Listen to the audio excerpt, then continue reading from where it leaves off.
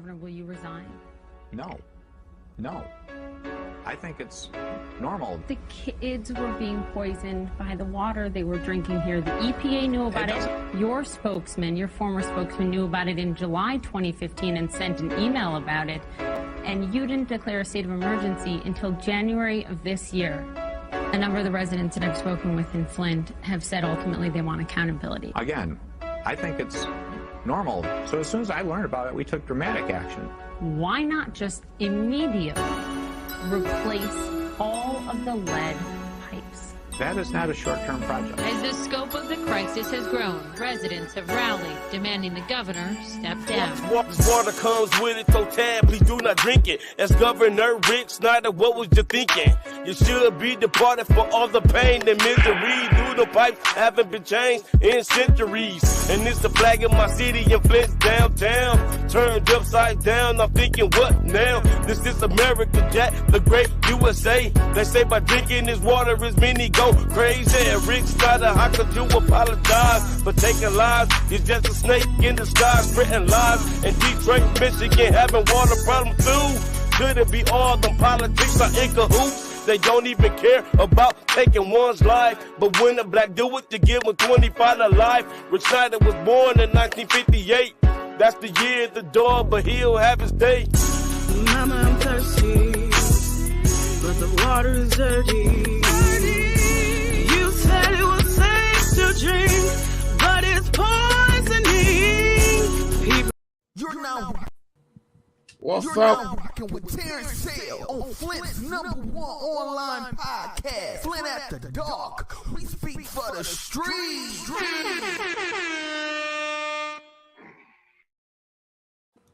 What's up, y'all? What's up, everybody in the city? Everybody, we here today for the state candidacy electoral votes, y'all. We here. We got the candidates in the building. We got my boy Grundy in the building. We got my boy Eric in the building. We got LPZ in the building, and we got Terrence. So y'all know what it is. It's going to be a true live real question, and we got the real state candidates right here. Well, we missing the candidate. We're going to talk about that later. We're missing two. But we got some questions for these guys. The city's got questions.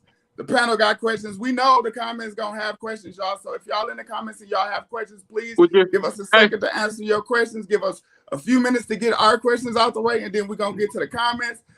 For the candidates, y'all have 2 minutes for each question that each member on the panel asks you. So after the 2 minutes up, the next person, and then at the end, you'll have 3 minutes for closing. So that's how we're gonna do that. Starting with my man Grundy. He got a few questions for the candidates. So Grundy, you talk to the candidates, and whichever one you want to ask the question, shoot.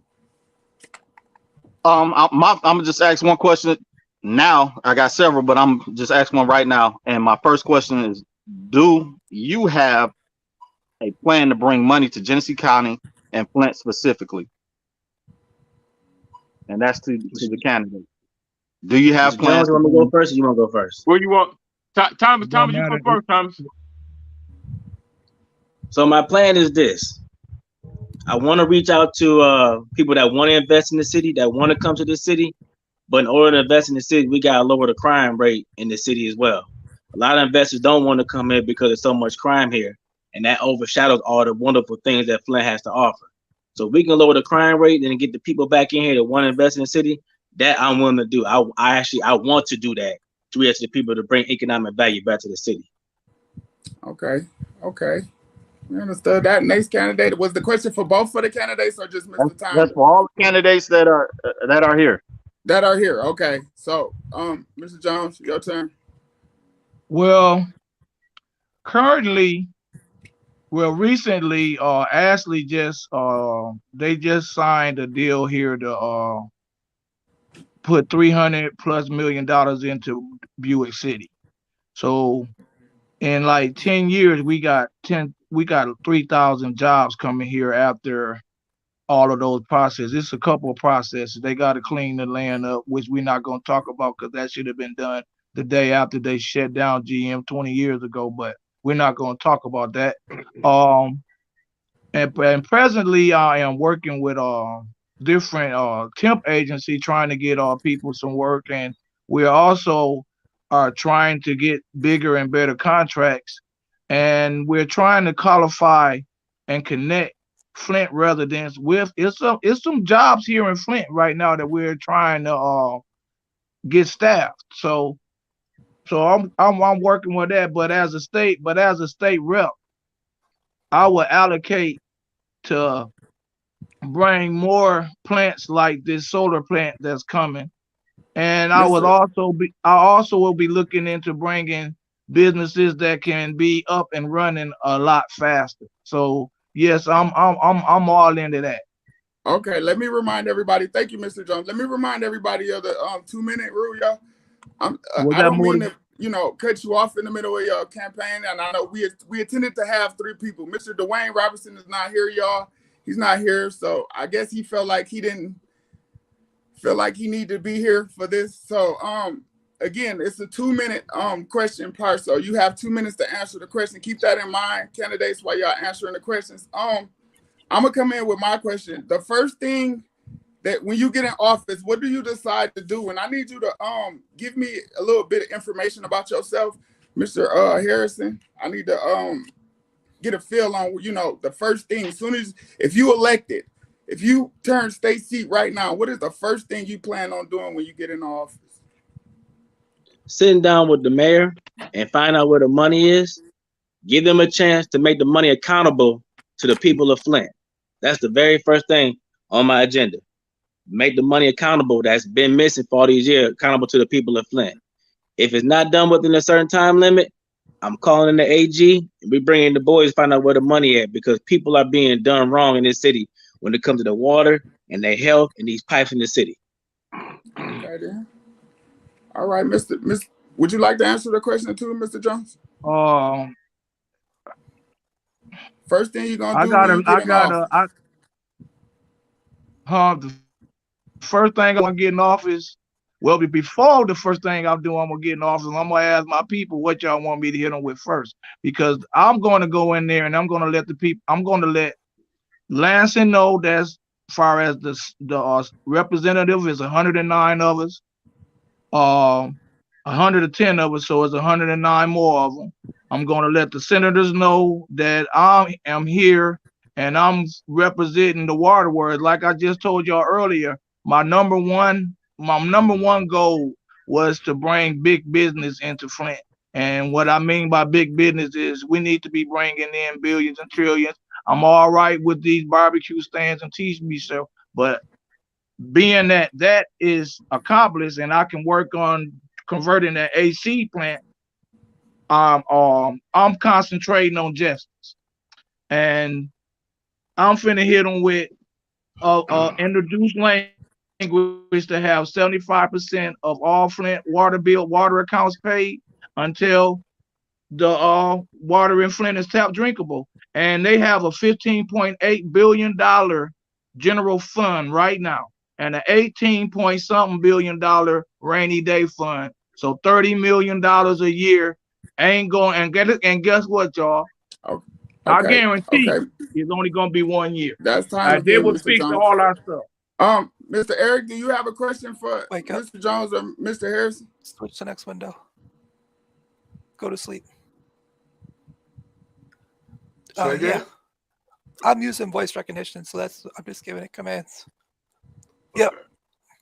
One of the most direct ways local government either neglects or improves everyday accessibility for disabled residents and visitors is how well they ensure that streets, sidewalks, parks, and other outdoor public spaces are safe and accessible.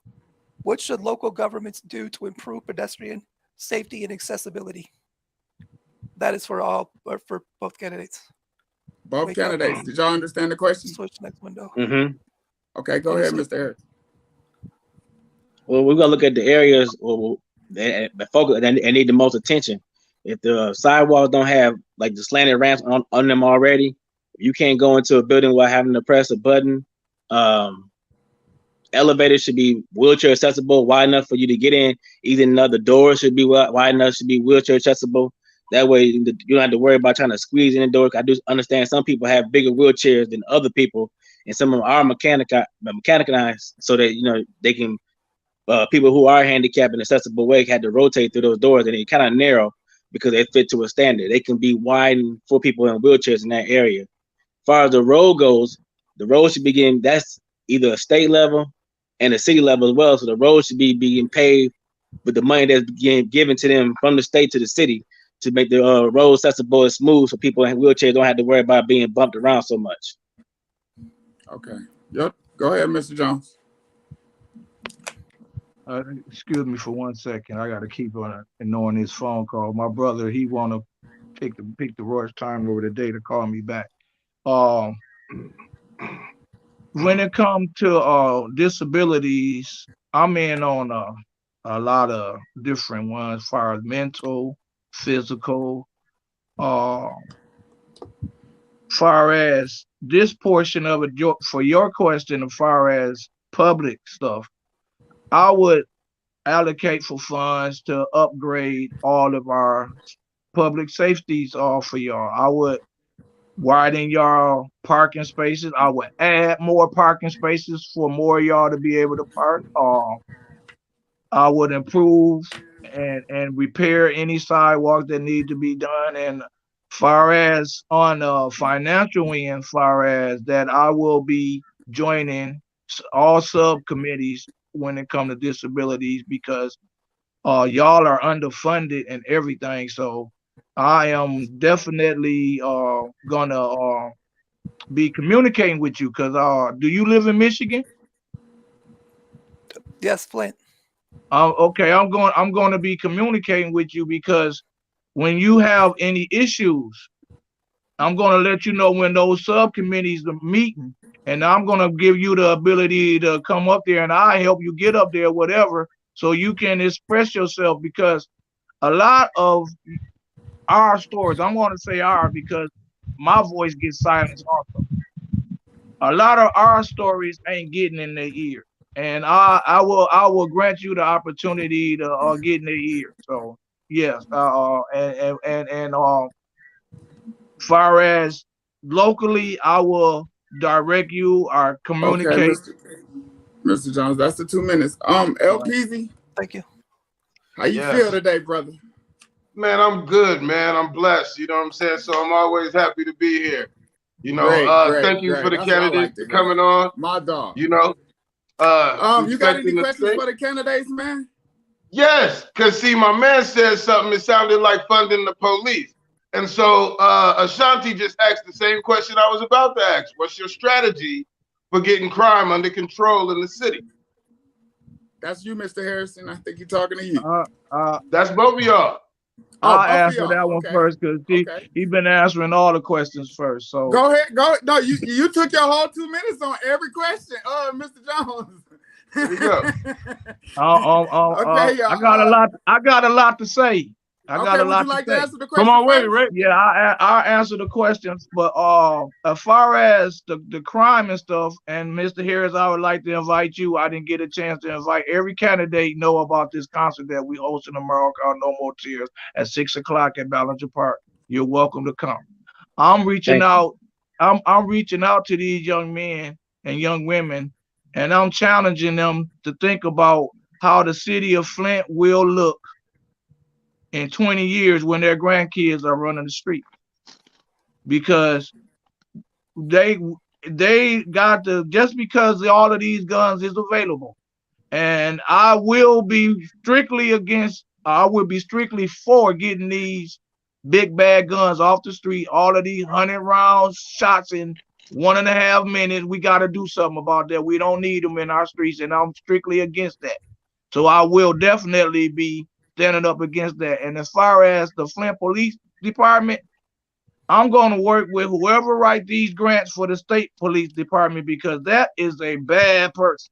The state police are everywhere, and they make a whole lot of money an hour. So I know I can work with that person and get some better funding for the Flint Police to make sure y'all have way more than 3 policemen on y'all streets. So thank you very much. Okay, Mr. Jones. Go ahead, Mr. Harrison. You remember the question? Yes. So as far as the crime rate go, I want to do several things. I want to hold a town hall with the police, with the people of the community, and with the police, so they can meet their local police officers, and police officers can meet the people in the community. 2, talk to the young folks and try and change their mindset to want to do better than what they're doing now. Try to inspire them to want to join the police and police their own neighborhoods, help lower the crime. 3, talk to the local judges as well and get them involved as well, because they have a hand in what's going on. They don't have to put people in jail so much. They can get them alternatives to not have to go to jail for rehabilitation in that regards. Okay, I understand. Okay, great then. All right, I got a question too, y'all. I got a question. Hey, check this out. I got a question. I'm sorry, John. I forgot you was here. I'm sorry. Let me ask a question. Hold on. Let me say this before we go on to the next question. No, it's about what they just said. I definitely support a Keep the Peace campaign, and I think that that's what y'all should do. Bring the youth together over music and a fun time. You know what I'm saying? And and then do the introduction of the police in a what do you say, a safe zone? Peaceful way. Yeah, in a safe zone instead of it being in a formal situation. Because a lot of people don't show up to them town hall meetings. I don't ever see nobody there.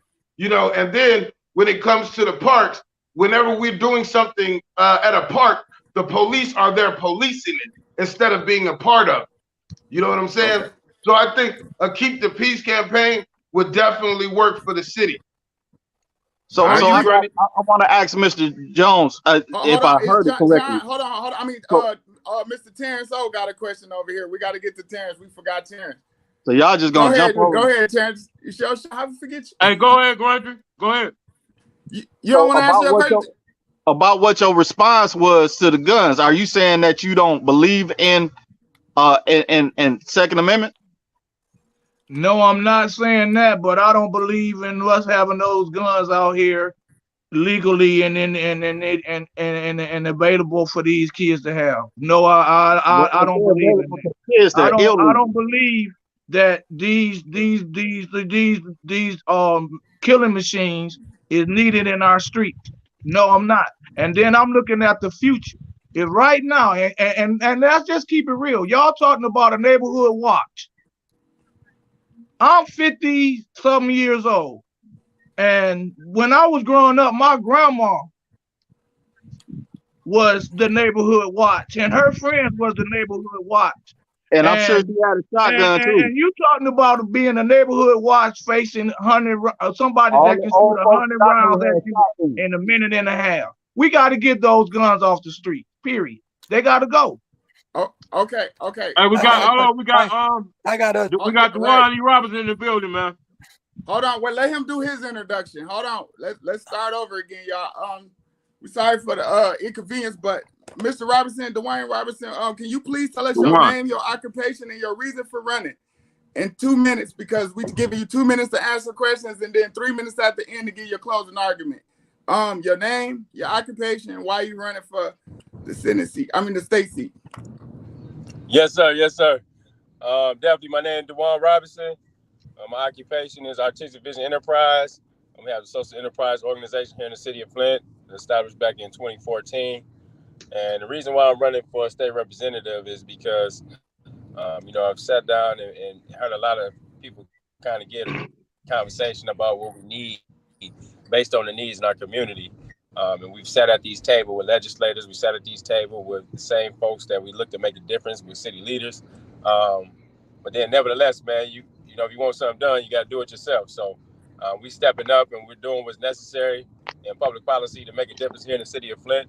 We have some strong ideas based on some of the work that we've been doing with special projects and programs that we have committed here in the city, whether that be in youth programs, senior programs, community engagement, cultural awareness, advocacy, from just really kind of from entrepreneurship. So my thing is, man, just being a difference, right? We're trying to be a vision, we're trying to keep vision, but we're trying to bring vision to a hopeless city.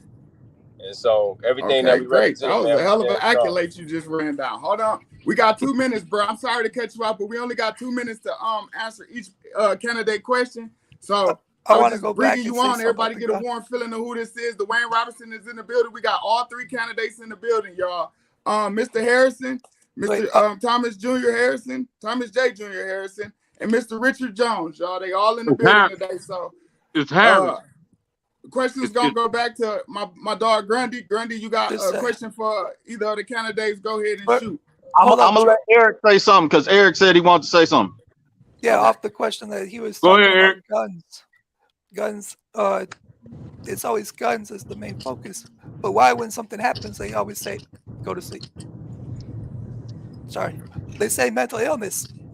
That's the number one thing that is put up in our face in the media, is why it happened. Mental illness, mental illness, mental illness. But then they say, okay, we're gonna go tackle the guns. Why are we tackling mental illness? That's the thing too. So where are you going to also focus on mental illness, since that's the reason that this country is always telling us why these shootings are happening? Right, because guns don't kill people. People kill people. But they always say mental illness. They don't. And I'm not giving up my guns for nobody. It's gonna be a fight. Right. That's a very touchy subject by the Constitution, for gun owners say and we people allowed to have like the same me. guns that the government possess.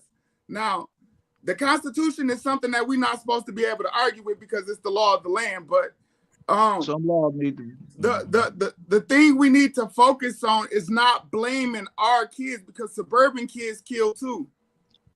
Yeah, that's true.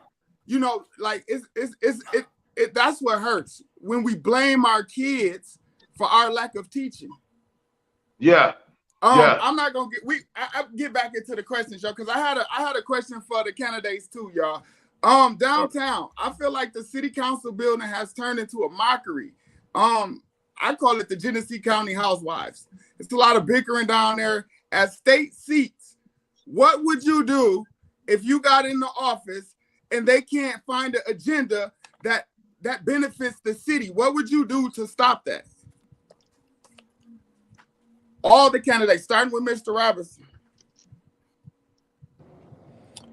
Man, you know, we got to be serious about, you know, our dealing, man. You know, we got to have competency at that level in city council. A lot of times folks have personality and egos, and you don't know how to work together to get things done in a diplomatic fashion. So, man, we just got to be honest with each other and say, we work for the constituents. We work for the people that put us in office. So it's never about what we want individually, but how we can move the initiative that people ask us to do. So, you know, at the state level, from the county level to city council at the local level, we just got to be on one accord. We can do election sweep if they don't decide to agree on something, because it's a setback for everybody in the city when they don't come to agreements on one particular agenda. Yeah, but folks got different, like, it's when you say in 9 wards, man, in the city you got 9 wards, so you got 9 representatives at city council. Each one of them is put in by the constituents. The constituents put them in office for a reason. So we got to understand that we got to get city business done and not be about what we want personally. And then sometimes we get upset with each other and don't know how to convey, you know, how, you know, we feel. So we just got to do better, you know, with valuing each other, respecting one another, but then really just making sure that we do the work for the people. Right. Okay, Mr. Jones, Mr. Harrison, it's your turn. I'm sorry. It's your turn. If Mr. Harrison, repeat the question. No, you good. I got it. I got it. I said it right. So what I would do is address the mayor first, because with the mayor being the leader of the city, they should be setting the agenda or the example for the people to follow. And they should be talking to the city council about what they want to do, and the city council should be backing the mayor up on what they want to do as far as getting the city in line and doing things of that nature. If he can't do it or she can't do it, then I need to come in there and need be address the city council personally. Come to a city meeting behind closed doors, or do it in a public forum right there at the meeting and ask them what their problem is. How come they not getting the job done for the people? Because they're elected to that position, they represent the people in the city of Flint. How come they are not putting an agenda forward for people to know, and how come they're not getting it done? And as Mr. Robinson said, they need to remove all their egos and personal interests and all the bickering and backfighting, because it's not getting anything done. Okay, thank you, Mr. Jones. Your turn. Man, that's a tough question, because you're talking about a city council that just voted 5. What is it? It was 21 was missing. It was 5 yes, 1 no, and one sustain to okay a $15 million deficit in their general fund with no amendment. First time in history there has been a budget passed like that. So we gotta, like Mr. Robinson said, we gotta go back into those neighborhoods, into those wards, and we gotta communicate with those voters, and they gotta get a hold to these council people to start making better decisions, especially in the wards 2 and 3. We definitely is not representing us. They are the way they. If I put it like this, if the second and the third ward had to vote on that budget, it would not have got a yes vote. It would not have got it. Okay. But the leaders had did that, so we definitely got to do something about who our representatives are. Okay, Eric, Mr. Eric, did you have another question that you want? I mean, is it LPZ? If y'all both can have a 2-part question, because I'm pretty sure I can, or if not, then I got a 2-part question for Mr. Eric. See, Eric got something to say. Let Eric do it. What he gonna do? Because I'm gonna come and then Grundy come. Okay, go ahead. To all the candidates, I appreciate all the answers, but I didn't hear a plan. I didn't hear a plan because we already know that there's problems there, miscommunication. He already said it's like the housewives. So what is the plan? I mean, take them to base camp and make them work together. Something. I did address that. I did say that, Mr. Eric. Okay. I said that. I said I'm gonna talk to the mayor first and put pressure on the mayor to address city council and put forth her agenda or his agenda, whoever in the office, and then address city council personally and ask them what their problem is and their personal egos and how we need to fix that and take care of the people. But didn't they already go to sensitivity training? And my stuff was a comment more than a question, because it isn't something that you can really plan to do, because you're dealing with egos and you're dealing with what do you say, a tone that's already been set. They've already done this. But what I would like to say is, I think we need new blood. I think we need new people that are interested in filling these positions. I think we need people that are interested in politics. You know what I'm saying? As I'm looking at Mr. Robinson, I'm seeing that he's a younger brother. You know what I'm saying? And then I'm seeing it mature as I look across my screen. And so that's a beautiful thing that we're all here working together. Because one thing you missed, Mr. Robinson, before you got here, is we were saying, as far as bringing the city together and the police department and making it better, we need a Keep the Peace campaign. We need to start doing something that's going to bring smiles and giggles to the people of Flint, to get them out that funky ass mood of wanting to kill people at 6 o'clock in the morning. You know what I'm saying? No, I don't want to shoot you with 100 rounds if I live a good life. But if I ain't got shit to live for, then you might get those 100 rounds, because that prison down the street is more comfortable than this little ass box that I'm living in this house. Yeah. You see what I'm saying?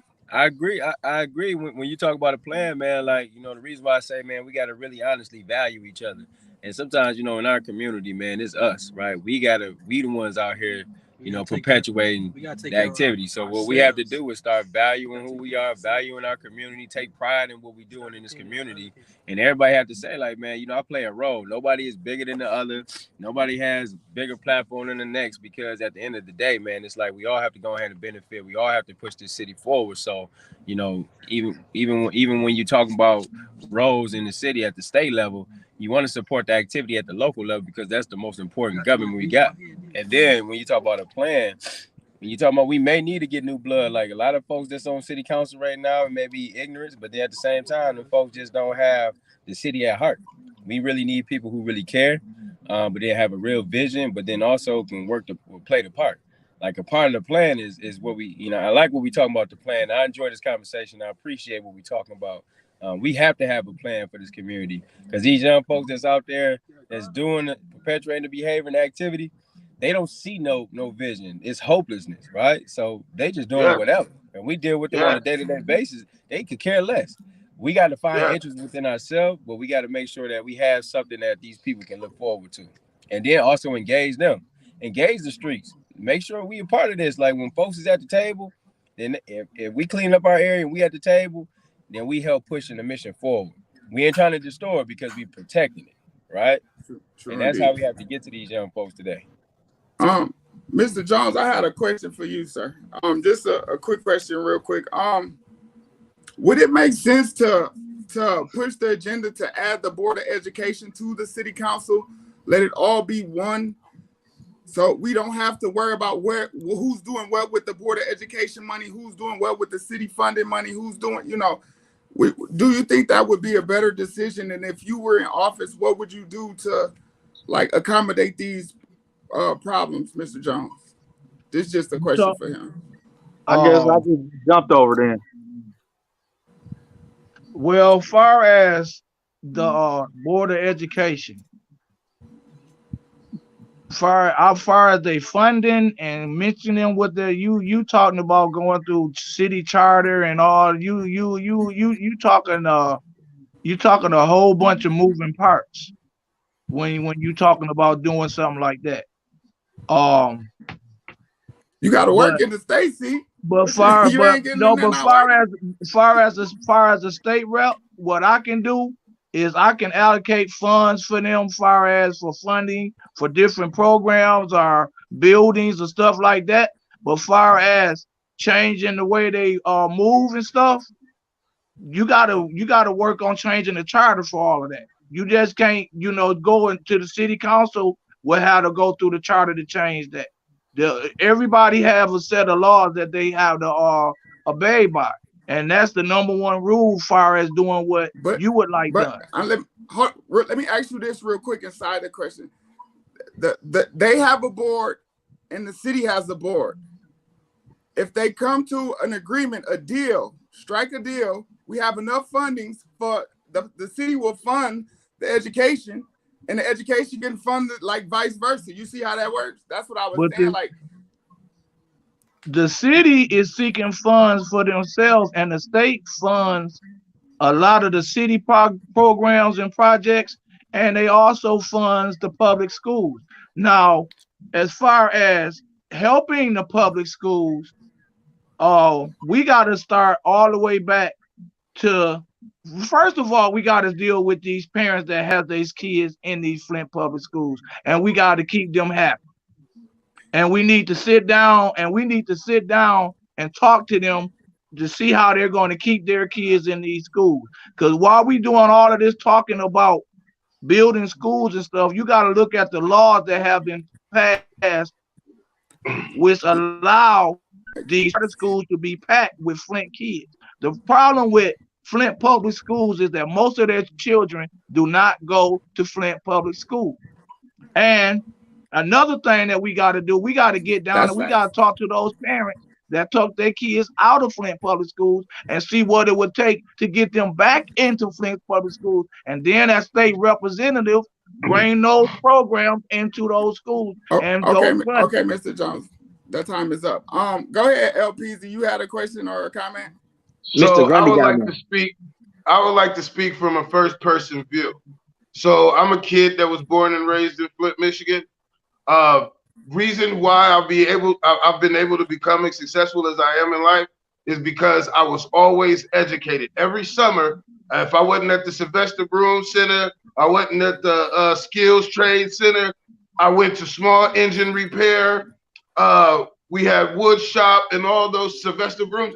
I mean, had so many different little classes to offer us. Urban League. Right now, at 42 years old, I'm data storage technology, and I'm an inventor. So as an engineer and a person that invents products and looks at, because I was looking at the Buick City place as well, so we're looking to bring business to the city as well, but it's education. And if the education is the problem, then we have to retune the education to keep the children engaged. We have a education system that doesn't work anymore. Okay, so by the time you go and learn something, the technology has evolved, and now what you've learned and the certificate you have no longer benefits you because you don't have the experience now. You know what I'm saying? So we have to have a different type of educational process and system implemented in our schools, and that would bring the kids back to school because it's a new way of learning. They're learning technology. You got to bring technology into the schools because I remember when they brought computers into the school and we had computer class. The internet didn't even exist in '92, but we had computer class. It was boring as hell. I did not grasp it. I stayed away from computers all the way until 2008. Hold on, Pete. That's the two. Hold on, Pete. Okay. Hold your So thought. yeah, Just give me 1 second updating to the get, technology, man. Mr. Harrison. 1 second. Mr. Harrison, you had a comment or a question? Yeah, Mr. Grundy had a question. He's been waiting for a minute. I want to hear what he had asked. Okay, go ahead, Mr. Grundy. I think you're scared of me. So my question had to do with going on with, I had a lot of questions, but y'all kind of sidetracked me with skipping over it. So we get about $14 billion a year when it comes to the state of Michigan. Our general fund with the Genesee County is about $59 million. And out of that, there are several million that come to the city of Flint. So all these different things y'all were talking about, I literally understand some of the funding and how that moves and how government contracting go. And with Mr. L. Peasy, small business is the key when it comes to a plan for rebuilding Flint. Outside of that, I want to go back to how would you address violations of state and federal constitutional rights by police, profiling that are purposely done to create felony stop. So when a citizen that is a person that abides by the law is pulled over, and then the police purposely try to find things in order to create a felony stop, how would you address the mannerisms and the culture that the police create in the city? Because we're going from system to system to institution trying to fix problems, but sometimes the problems are the institutions that we already have. Me being institutionalized in the Marine Corps and being a combat veteran, I understand what that is. Being 100% service-connected disabled veteran, I understand what institutionalization means. Being a person that was born, raised, and drank the water in Flint, I understand what institutionalization means. And surviving being all the same stuff that most of y'all survived here, I get it. I understand it. How would you address those things? Because that is a problem. Who the question directed to, Mr. Grundy? All of them. Just a general question. That's a general question. He's asking, what would you do about the authority manipulation on regular civilians that's, traffic stops? That's his question. Starting with you, Mr. Robinson. Yeah, no, I think that's a brilliant thing. We have to hold accountability. What we do currently with the Urban Peace Corps, anytime there's a stop here in the city from state police, Genesee County Sheriff Department, Flint Police, we get alerted about the stop, but then also we pull up. So our thing is making sure that we do canvas, we survey the area, we make sure we get the name and the badge so we can hold accountability for those folks just in case if it's something go wrong. Because when they see the community watching, they see us all engaged, then they won't try no stuff around here. And we got to have that type of presence on them. They have to know that we watching them. Because at the end of the day, they are part of our community, right? They don't run this community at all. This is something that we allowed them to protect and serve as peacekeepers. So we have to make sure, and when we talk about having plans, having, Peace Corps representatives out there, making sure that we watching the stops, but then also having a line down there to the county jail if a situation ever take place, and then also the prosecuting office, just for anything going with the judicial system. So our whole thing is watching and ensuring that we survey and making sure that we have a presence out there anytime that, anytime there's a stop taking place, whatever the case may be. But then also our community feel comfortable when they see faces like us standing around, just making sure they're all right, whether they need to call somebody, whether the car is being towed. It's been multiple situations that took place. But we was always there on the scene to help, first and foremost, protect the citizen, but then hold accountability for the police agency, police department. Okay. We go ahead, Mr. Harrison. It's your turn. Did you get the question? Mr. Harris. Yeah, It's Harris. Harris. I'm sorry, Harrison. So what I want to do is one is get the state AG involved, and have them look into the police departments within the local community and see where there's corruption going on. Because if police are not being held accountable at their level, if they're not holding their own people accountable, that means they're part of that police culture that's doing the wrong thing by the people. So we need to get them out of office, out of those positions. And then two, I want to use the billboards, the radios, the TVs, and any other means I can think of to inform the people of their rights. Let them know what their rights are and let them display their rights so they can learn their rights as individuals. When they get pulled over, because a lot of people are naive to what their rights are and how due process is supposed to be done by police officers. So with that being said, I want them to know what the rights are, what they are capable of, and what they're supposed to be sustained to, so they don't get treated unjustly just because they are not ignorant of their rights. Good answer, Hey, Mr. Harris. Go hey, ahead, I Mr. said that. Jones. Didn't I say that? Mr. Hey, Jones, Pete. come on, Rich. Let's go. Well, go ahead, John. I'm gonna push for legislation to get all law enforcement's body cam. Any interaction occur and your body cam is malfunctioning or you got it covered or whatever, stiff penalty. And another thing, far as these state troopers patrolling our streets, I'm going to make sure that they have cams showing them before they pull somebody over, because they have a tendency of following somebody to create a reason to pull them over. So that must be also addressed. I see your hand. I see your hand. I was just saying, that question is personal because I've had to call 911 on the state police before for being pulled over, and then they just disappeared after I called 911 instead of completing the stop according to what they said they stopped me for. Wow. So that's I'm gonna say, all these candidates on here, y'all make sure that's one of y'all. Whoever take the seat, we need the police to have body cameras. They have enough funding. They have enough support down there at the police station that they all should be equipped, mandated with body cameras on duty. Hey, Tank, let me get my one. Everyone in the police department does have body cams. So just FYI. Hey, let me get my one question off. I need to get my one question off to y'all. Okay, I'm getting my one question off. Hold on, we can't This is my one and only question I got. Go ahead, Terrence. It's my one and only question. Hold on, y'all. Hold on. Our mission is to assure the people watching that the water is safe, that it does not impact the water that people drink. The mayor will answer to that direct. This tragedy has happened to our environment right now. But I want to double down on what Sheriff Swanson said. Our drinking water is safe. This has not contaminated our drinking water. It has not breached that level. So I want to put everyone at ease to that in the city of Flint. Behind me, you see the hardworking. Hey, why they just lie like that? But my question is to y'all, to all three of y'all, what's y'all plan with the water, man? What's y'all plan, man? I know, hold on, let me say this. I know y'all can't control the quality. But what we gonna do about them rates, man? What's start with Mr. Robinson. Yes, sir, man. Listen, man, that's been a discouraging factor for us in Flint, man. We paying $52 service charge before we even use water. I just got a bill for $140, and my partners out there and my Morris is paying $100 for 3 months.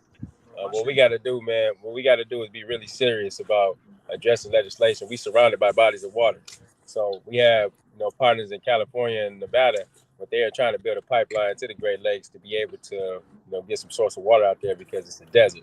But what we can do is be an entrepreneur for the state of Michigan. We can sell water out west and alleviate from the profits that we receive from the sales. We can alleviate everybody's bill here in Michigan. So we got to be very strategic about how we use it, about the sources.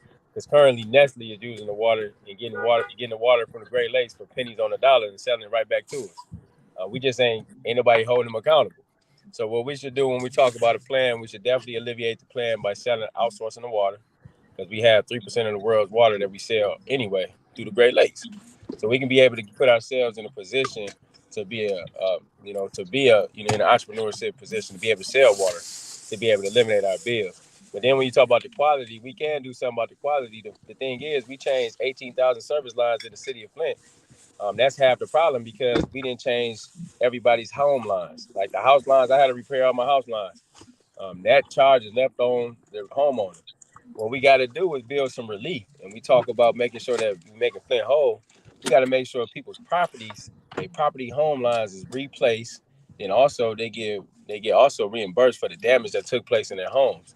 So when we talking about, making things right with the water, I know we may not do the quality right now, but it's a way that we can outsource to be able to alleviate our bills.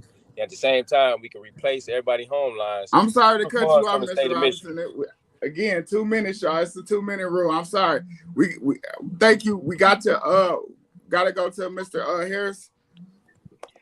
So, like I said, from day one, locate the money that was allocated to the city and find out where that money is and put it to use for the people of Flint, whether it be paying the bill off, fixing the pipelines, holding those accountable who misappropriate the money, track all that down to the last penny and red nickel, find out where that money is too.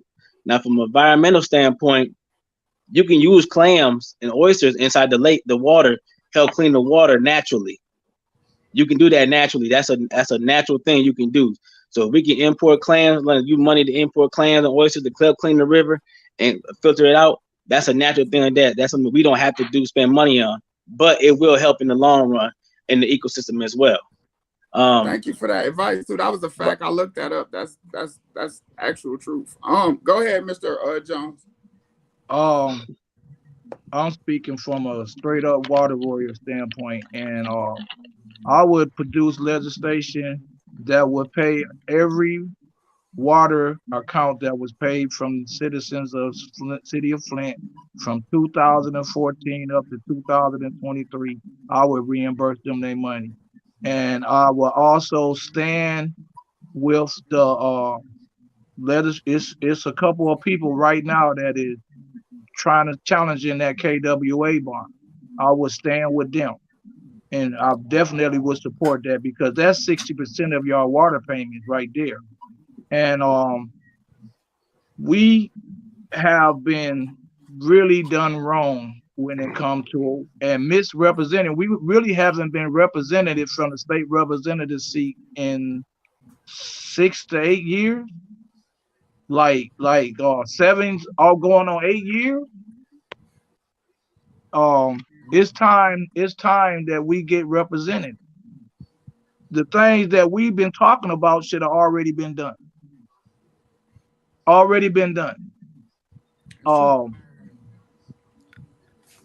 This is a touching subject to me because when I came back to Flint, only thing I was hearing my mama say was don't drink water. And when we went up to Lansing to bring awareness of our dire situations, we were turned away. And I remember one time we went up there with signs and we weren't allowed to enter the state building with signs. And a couple of months later, they was invaded by people with rifles and all of that. Okay, Mr. Jones, I'm sorry, that's your 2 minutes. I hate to cut y'all off, fellas. Hey, Tay, let Eric get some questions off. Tay, let Eric get some questions off. Eric, you got some questions for him? Oh yeah, but I mean, this is great. I appreciate all the questions that's been answered. Hold up, just a sec. Wake up. Hey, hold on a second. Tanya Burns says City of Flint police officers will be wearing body cameras, but we're waiting for them to be delivered from the company. Okay. Why cool. They need to report that on the news?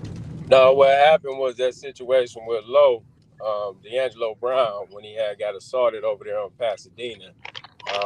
What came out of that was we forced the issue because he got assaulted and they had body cam. So what happened was they was forced to order body cam from that incident that happened to Mr. D'Angelo Bowman. And to this day, they haven't got the body cams.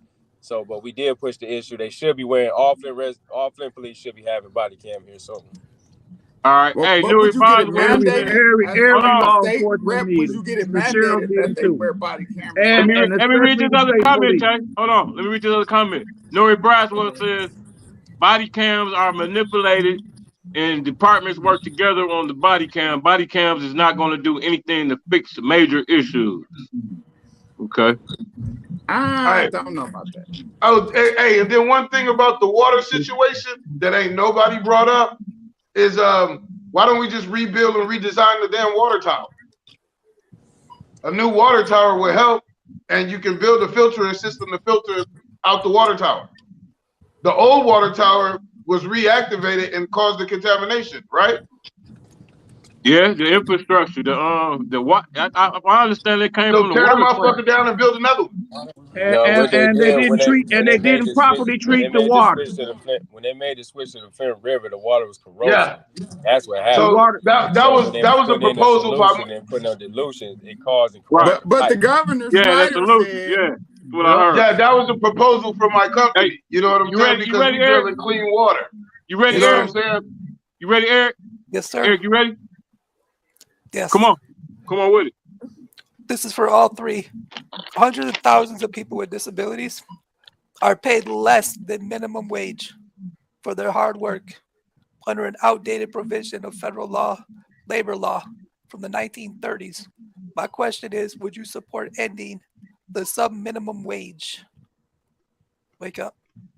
Switch to the next window. Definitely. Go to sleep.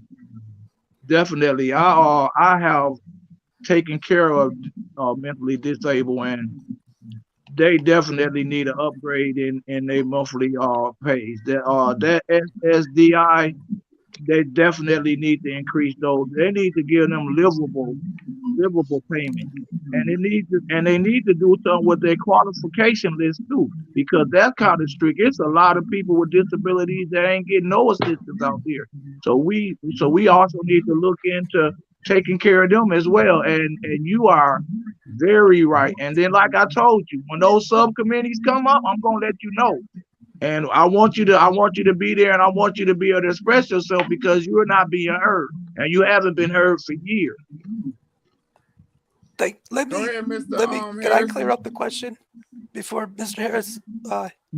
What I'm saying is, right now, because a lot of people don't know, it's legal to pay a person with a disability under minimum wage. Legal from 1930s. That means an employer can pay a person with a disability getting a certificate under minimum wage. We need to petition that federal law and change it. What are you going? What law can you bring to change that? We would have to change the law. That right there. We would have to change the law to bring them up to where they would make minimum wage. They need to be treated like normal Americans. You abolish that legislation, and then what you talk about is equality rights for work, right? When you're talking about disabilities, folks with disabilities shouldn't be discounted just because they have a disability. You know, I got a disability. It's just like a physical disability. But the fact of the matter is, when we talk about equal right to work, what we do is make amendments to that law that discounts disabilities and underpays folks that are disabled. So you abolish that, and you write legislation that's going to include folks with disabilities for equal pay.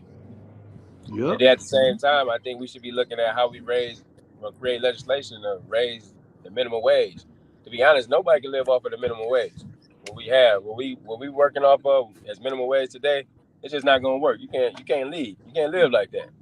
So we have to make 3 times your rent. That we'll look at legislation that really looks at adding more to minimum wage and raising that bar a little higher.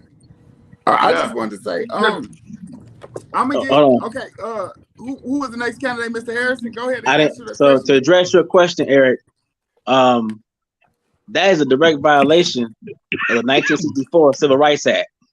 If you've never read it before, that's a violation of the 1964 Civil Rights Act.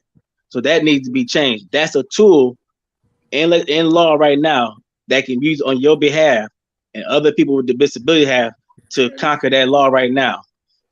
So we already got legislation already written down right now. It's just a matter of people going forth and putting that piece of paper against a small piece of paper and conquering it. Okay, I got a question for y'all. This is a question, y'all, that I want to. Then we're gonna get into the questions in the comments. More to the questions in the comments. What would be your biggest agenda plan if you win the first agenda plan? What's your first agenda plan if you win? That's to all the candidates, starting with Mr. Robinson. First thing on your agenda. Or did I ask you that? That was the first question you asked when we first came on. You didn't ask him that. Yeah. Huh? You didn't ask him that. We already. Oh yeah, Mr. Robinson wasn't here. That's why I asked that. Go ahead, Mr. Robinson. Yeah, no. One of the things, first and foremost, man, we would be looking at abolishing the emergency manager law.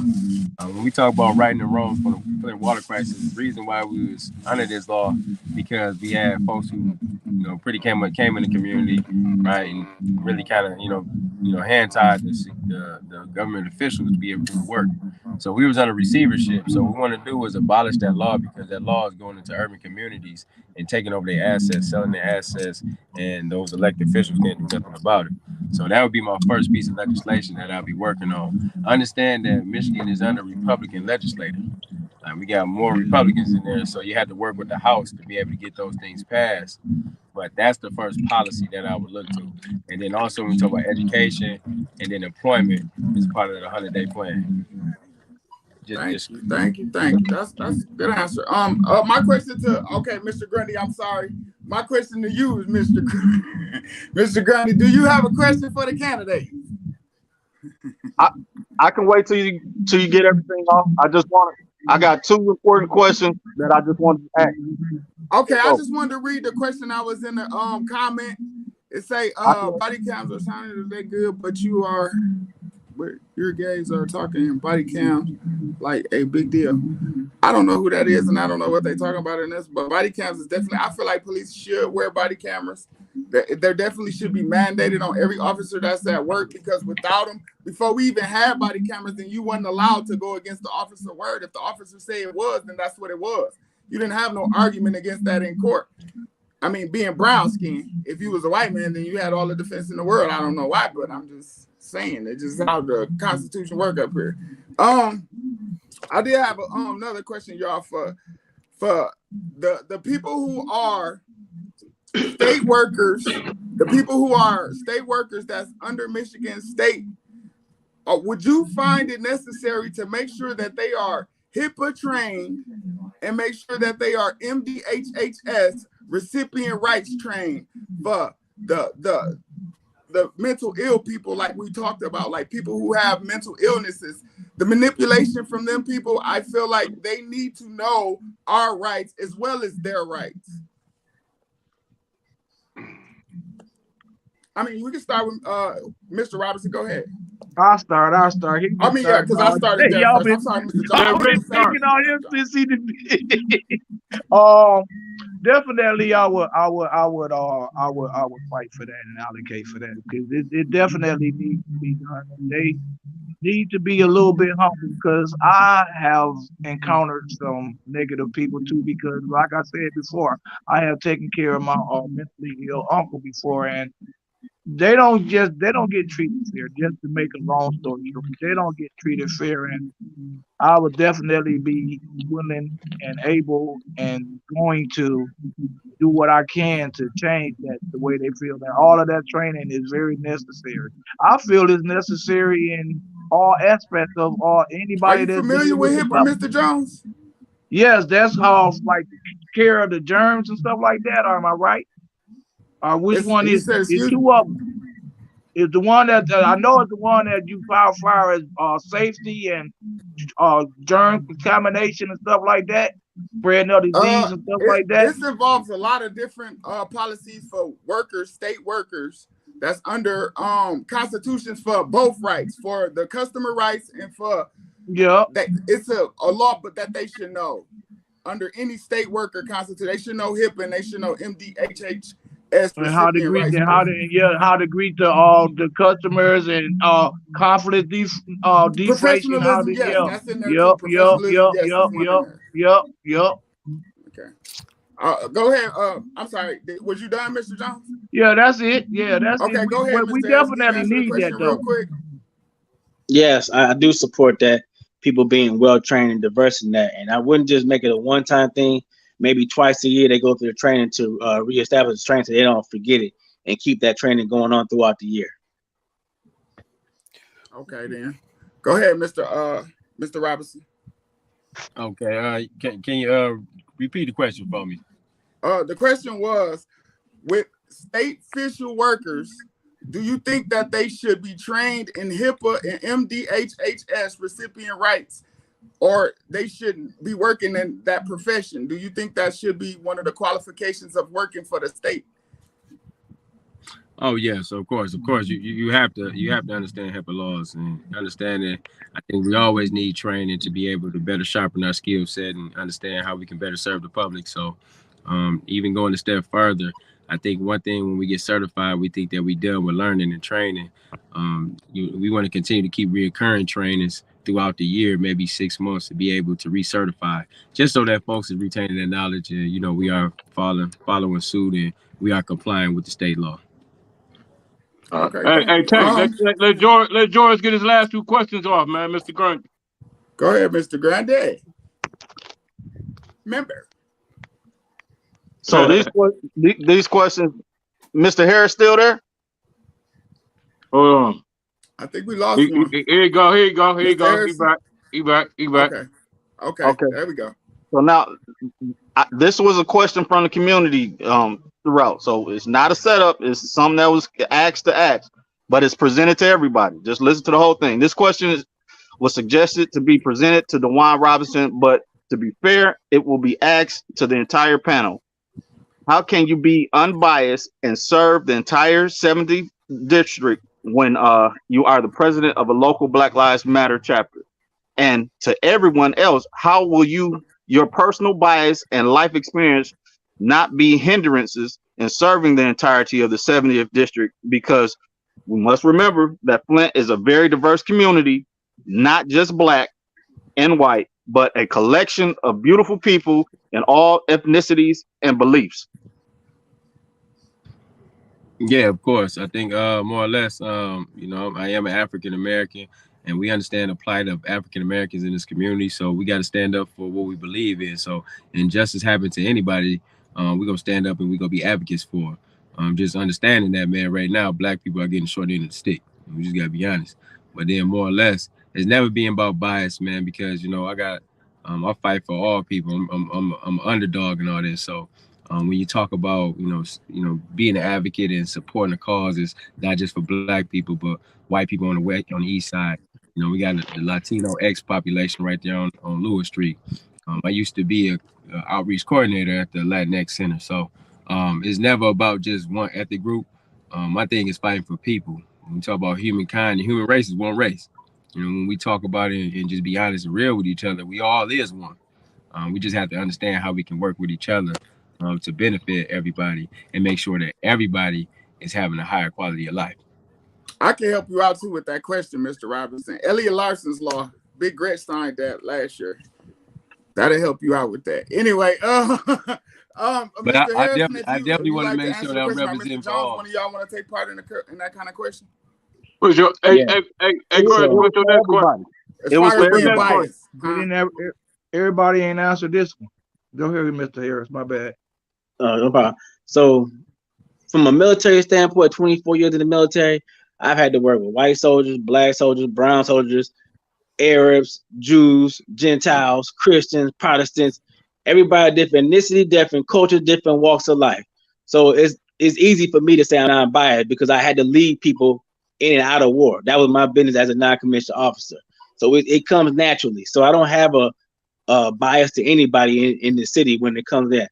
I've even had gay soldiers. And I'll be honest, some of my gay soldiers were better than my heterosexual soldiers when it comes to shooting the trigger and being marching, wearing their uniform and doing what they're supposed to do. So I'm not even biased in that regard when it comes to certain things. So no, I'm just gonna be straightforward with you. If you ain't taking care of business, you ain't taking care of business. It is what it is. Nothing personal, but this is what we got to take care of business. So when it comes to people and their rights and in their walks of life, this is what I'm gonna do.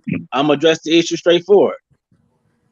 He said, "You ain't take care of business. You ain't take care of business. You don't care who you is." That was a good answer. I like that. Mr. Jones, you got something to say? You want to say about biasness? Fair. Just concentrate on the word fair. Treat everybody fair. as you notice, my conversation is all about us. All residents is us. Every decision that we make affects us, and there's no color in us. Us is just us, and we just gotta fight for fair for everybody. Everybody needs fair insurance rates. Everybody needs fair water rates. Everybody need affordable housing, and everybody need protection from some of these false accusations that are taking place from these police officers. So just concentrate on the word fair. LPZ, you got something to say about this topic real quick? Hey man, ain't no such thing as fair play in America. So I just throw fair out the door. But the education, the body cams, everything that you guys have touched on. I mean, I'm very impressed with everything I'm hearing, man. And so I'm just enjoying the conversation, and I just want to see everybody win. You know what I mean? So next person that got a question. I want to hit on that bias real quick because I am biased to some shit. I ain't gonna even lie. Ain't no fair. I just cuss, but act like y'all heard cuss words before. The courthouse, the interference, ineffective assistance of counsel between a citizen and that type of litigate. Their whole system is designed for oppression of our community, and I feel like we are so obligated to go with it because we don't know what else to do. I feel like we are so obligated just to say, you know what? If we do get a place where we can say, I don't want to fight by myself. So, hey, I'm just going to go with it because I'm okay. You know what I'm saying? I feel like there's no fairness inside for a brown-skinned guy inside Genesee County court system. There's no fairness at all. And I'm biased in that, and I truly believe that. It wasn't created to be fair. Just like, I didn't want to sound insensitive when he was talking about being mentally or physically challenged and not being paid above minimum wage.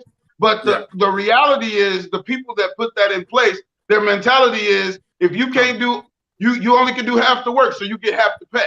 You know what I'm saying? Not to say that that's fair, but that's the mentality. You see what I'm saying? The mentality of the person that's pulling you over and snatching your ass out the car, he sees you as a roach. You know what I'm saying? As a person that is a lower specimen in life.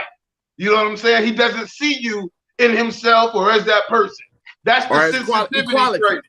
Yeah. Exactly. Yeah, exactly. You know what I'm saying? You want to be fair, you have to change the way that people see each other.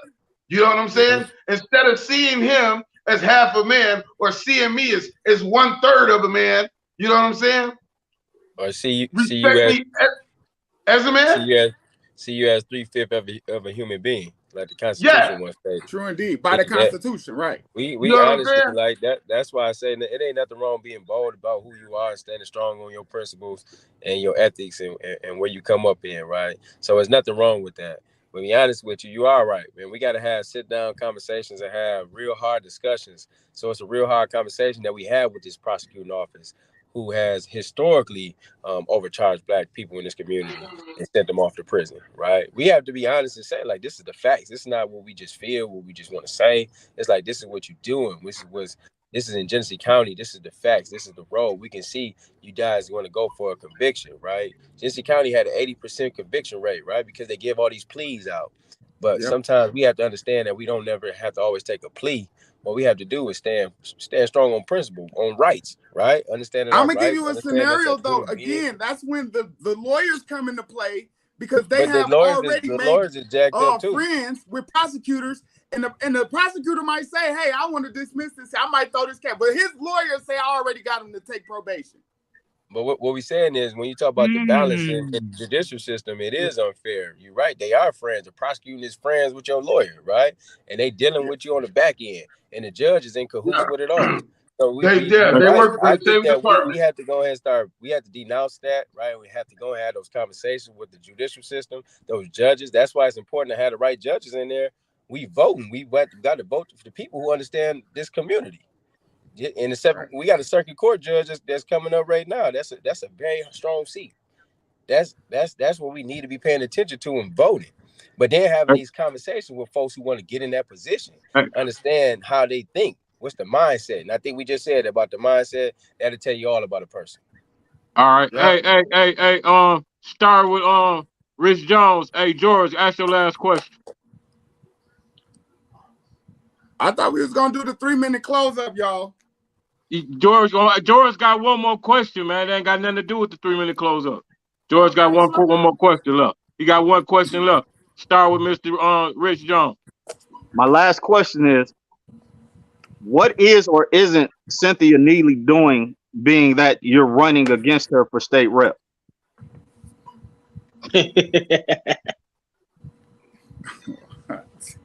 Sorry. When that's all I can say when it comes to Cynthia Neely is silent.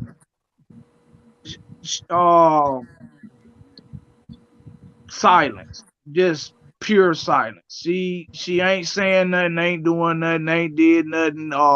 Like I said before, all of these things that we have discussed here, we shouldn't even be talking about this. The Neelys had held that seat for 7 years, and they don't have nothing to brag about. $1 million in 7 years that the state rep has brought to the city of Flint. I don't have nothing good to say about them, so I'm gonna just let that go. But what's the end? Looking at a couple of different ways. One, which you mentioned, Senator, but also trying to. Hey man, sorry about that, George. I had to get that off. Go ahead. Understood. So my thing is, what's the empirical data to show that they have or have not done anything in order to empower the Flint residents? To make it simple to you, they're braggarts. What the hell they bragged about? But that's everybody. Everybody brags. But if I was a state rep and I proposed 200, or if I was involved with 200 pieces of legislation, I would come back to the citizens of Flint and I would have some feedback on the accomplishments that was placed on there. She has no history of any great accomplishments to be reported. None. And like I said, I looked over the Messiah bill is have done, have stood up for. A couple of things that really didn't even make no sense. Didn't even have no effect on the citizens of Flint. So, like I said before, silent. Nothing good to say, nothing good seen, nothing good came out of any research. Nothing. $1 million. John, you want to close it off? I mean, Terrence, you want to close it off? That's it. Y'all got no more questions? No, they got to do the 3-minute close. I know we got to do 3 minutes. I got a question. Okay, go ahead, Eric. Hey, look, I think Eric gonna let Eric ask a question. Hold on. Go ahead, Mr. Robinson. I can hear you. I was saying just to that point, man, when you just talking about our current state representative, Neely, when we say being present for the job, man, the sister has missed over 284 votes in Lansing, and that's just unacceptable for us. That's why we're not being serviced. You'll never hear a hold, anybody accountable for the water crisis, because then she'll bring that light on Sheldon.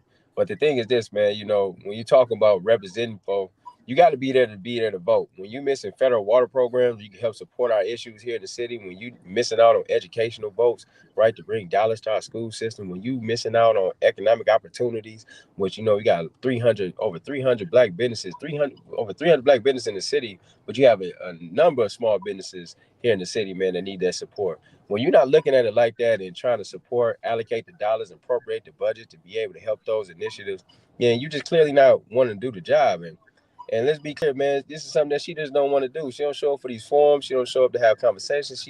There's no constituent service office here in the community where folks can come in and get service. So we just got to be honest with ourselves, man. We just not being represented in Lansing, and that's why they haven't done nothing for Flint. Right, they got to go. Hey, makes sense. Right, look, Eric got one last question.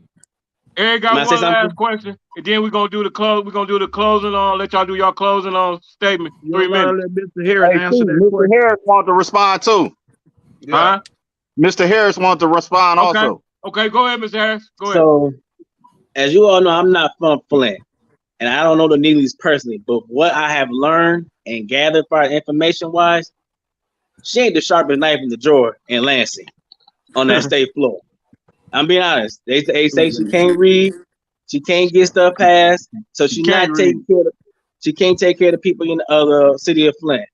I have noticed that these forums that she does not show up. She's not president accounted for at all. And I feel like you're gonna be in this position, this is where you need to be showing up. You want that job. Now, my third point, and I'm just gonna be honest with you, from what I've learned and gathered, she is throwing cover over her husband because Michigan follows federal laws. And when he took the seat as mayor, she was already to assume a seat as the representative. And because I have learned that he had his hand in that Flint water crisis, people can't put pressure on him because she's the cover over him, keeping him from getting in trouble. And if that's so be the case, then she has to go. Nothing personal. I don't know. Like I said, I don't know the people directly like this, but if that's the case, then you are doing a complete injustice to every person in the city of Flint or the surrounding areas. Bottom line, and they need to be held accountable for it. They're gonna leave together though. So let's not sugarcoat. Let's not sugarcoat it. Let's not candy coat it. Because I don't care how much you gotta do. If you ain't taking care of business, you ain't taking care of business. And you can put 2 bags of sugar over shit, but it's still gonna be shit. So it is. We just gotta be honest about it. Ain't no shade. It ain't no shade on the sister, right? We not even. Ain't no shade. Yeah, ain't nothing personal. Ain't nothing personal. Never say nothing bad. It's politics, man. It's still personal. It's the truth. So it's just that we ain't having no work done. But LP, go ahead. Yeah. So my last question is, you know what I mean, is what is your why? Why are you doing this? You're not from Flint. You know what I'm saying? And thank you for your service. Mr. Gundry too, thank you for your service. I too am an ex-military motherfucker, so you know, we all here together. But what is your why? Why are you doing this? Start with why you, am Mr. I doing this? Yeah, because I see it ain't. I don't have to be from Flint or be from Detroit to care about my people and see what's going on by where. Just because we live here or I live anywhere else, I see the decline in our population. And if I want to see the change, I must become that change. I can't sit back and watch it here and then complain about it, because then what am I doing to make it better? And if I ain't doing nothing to make it better, I need to just put my teeth together, close my lips, and just shut the hell up. So if I want to see change, I gotta become the change. And me being not an alpha male, but a sigma or a leader, whatever you want to call it, I want to go out there and do the right thing. I want to represent my people to a higher level, because I know as a black man, I know the standard I bring to the table. I know I'm not just some poo butt ass MFer walking these streets. I'm a strong, educated black man, and they fear me, and I'm gonna give them every right to fear me too. Okay then, Mr. I see you came with your A game today. I like that. I like that. To the candidates, y'all. I guess we do the closing arguments now. I got one more question. No, Eric, man. Eric got a question. Eric got a question, Tay. But then we're gonna go to close. The candidates still gotta finish their answer. Mr. Jones didn't get to answer the why. Right. We want to know why they're doing this. Right. Why? The rest of them from here, though. We got Rich to go and that's Mr. That's the. You cutting him off, Tay. I was telling Hey, Rich, answer that question, Rich. Well, the number one reason why I'm running for office right now is that I have a lot of ideas that just needed to be out there. People need to be aware, like the state having a general fund balance of $15.8 billion. The people need to know that. Like, the people need to know that we can bring businesses here to Flint. They need to know that. They need to know that there's somebody that is willing to bring communications, because we don't have no communications. The city don't know when the subcommittees is taking place, what's on the floor. We know we know nothing. We have no involvement when it comes to the state. We have no influence when it comes to the state. And we deserve influence, and we're not getting respected by the state. And we definitely deserve to be respected by the state.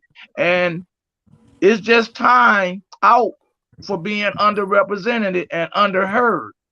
We are what I call so far in the dirt that we're spitting mud. All right then, Rick. Mr. Robinson. Yeah, man. Listen, man. We too far behind, man, to just continue to play this game that we are, man. We've been through many transitions in the city, and we believe in the city, man. I love the city. I'm from the city. I've been a part of the transition and seeing what it was. You hear about what we did before. We're doing the GM days, but then you see where we are now. Man, we just lost our way. And so what we do need new blood. We need new folks with new vision, new ideas, new concepts to be able to sit at the table and make the difference today, right? So we can set the tone for the future. The reason why I'm running is because I've been always on the ground, man. I've always been on the grassroots, man, for the past 10 years, just doing work. Activists as the water crisis, activists from Black Lives, just sitting up here trying to listen to these folks that's in position and lying to us all day, every day, man. We just ain't got time for that, man. So, when you're talking about qualification-wise, I've been serving as a Flint Housing Commissioner for the past 3 years, and so we manage 9 sites here in the city. And so our thing is making sure folks is feeling comfortable, but they be in service. People want to be serviced. Like we talk about the water crisis, been 8 years in justice. We haven't had no relief. We want real service. We want real justice. And we want people that's going to get to the table, be diplomatic enough to make things happen. And that's what folks want. We don't want no more clown shows. We don't want to look like the city council. We don't want to be not operating in co-equal branches of government with the executive branch, which is Mayor Neely and the Mealy administration. But we got to be serious about creating what we want to see in the future. And then that work has to take place now, man. So I'm ready to get to the table, ready to work, have ideas, have plans. We already got folks in position. We just need to get there to make it happen. Okay. Hey, Eric, get your last question off. Okay. Having a disability, paralyzed from the neck down, for 20 years, it took to be able to vote private and independently. Every time I go to the polling location, they would just say, well, we don't have the assistive technology for you to vote. Just have the person with you or your caregiver just mark the ballot for you. It wasn't until after I got Michigan Protection Advocacy to actually go and say they wanted to sue the city of Flint. 2 weeks later, there was assistive technology. And I was able to vote private and independently after 20 years. My question is, what would you do to make voting more accessible to people with disabilities? That's for all three. Wake up. Switch the next window. Start with Mr. Harris. We definitely want to make voting available to folks with disabilities, because I do understand your plight, Eric. I know it's very hard and difficult, and they want folks to, like your handlers, to make the vote for you, but that's a private issue. So you should be able to do that on your own. So we want to make sure that folks have access, but then also the technology, right, to be able to cast their ballot. Then also, too, man, we want to make it easier for folks to vote, period, man. You see the Republicans get in office, they want to make it harder for, communities to vote, especially communities that's disenfranchised to be able to vote. We want to make it easier. We want to make sure folks have the opportunity to cast their ballot, be a voice at the table. And those are legislation that we'll be looking to roll back at the state of Michigan level to see how we can make it easier, not only for folks who have disabilities to vote, but for every eligible member in this community and communities alike to be able to vote. What I would say to that is, next, I don't know how many people are in your position, Mr. Eric, so I do apologize for that. But when it comes to the polling stations across the state, make sure there are enough stations in those polling booths so that you can go up to it and you can vote privately. I mean, like you said, if they just did it, if you put pressure on, all of a sudden they came up with the technology, that means it was already there the whole time. Somebody was just being lazy, didn't want to put it in there for y'all. So I want to put legislation forth that, hey, any polling booth, at least 5 booths are designated for handicapped accessible people at all times. That way there's no excuse saying that there's nothing there or we don't have the technology. BS, you got the technology. You got it right there. and it's right there, ready, available, accessible for you to go use soon as you go into the booth. I would have to ditto that far as making sure that there be more booths available in different locations, all of the locations. And also I would help y'all with the absentee ballot application.